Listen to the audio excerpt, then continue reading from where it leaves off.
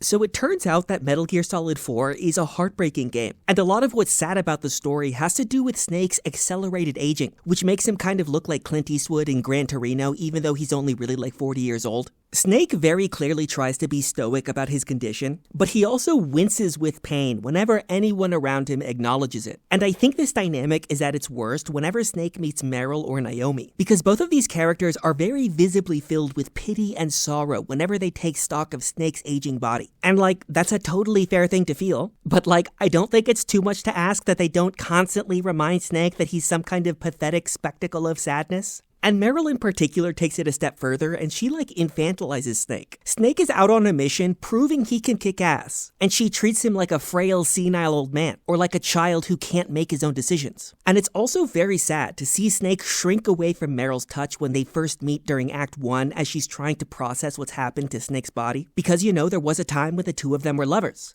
But the scene that's most heartbreaking for me occurs in the big cutscene right after Act 2, when Snake saves Naomi from captivity in South America and he brings her back to his base with Otacon. The three of them have this long conversation at the base, and over time it becomes clear that Naomi kind of has a thing for Otacon. And the two of them start to flirt in like these subtle physical ways. Like Naomi will lightly brush Otacon's hand, or she'll lean on him while he's at his desk, and Otacon will get all flustered. But the thing that I notice in these scenes is that Snake is like right there with them, and he gets visibly uncomfortable when he sees them flirt. And he like quietly grunts to himself and tries to excuse himself and walk into another room. And he obviously just like does not want to see what's going on between these two. And even though this curmudgeonly response is a comedic gag, I also see it as kind of sad, because Snake is lonely and he wants to be loved very clearly. And the scenes between Otacon and Naomi serve to emphasize his loneliness. Naomi feels attraction when she sees Otacon and pity when she sees Snake. And so there's a way in which Snake's aging body really symbolizes his destiny as a prisoner of war. He was created strictly as a tool of war, and his very biology destines him to a life of loveless isolation.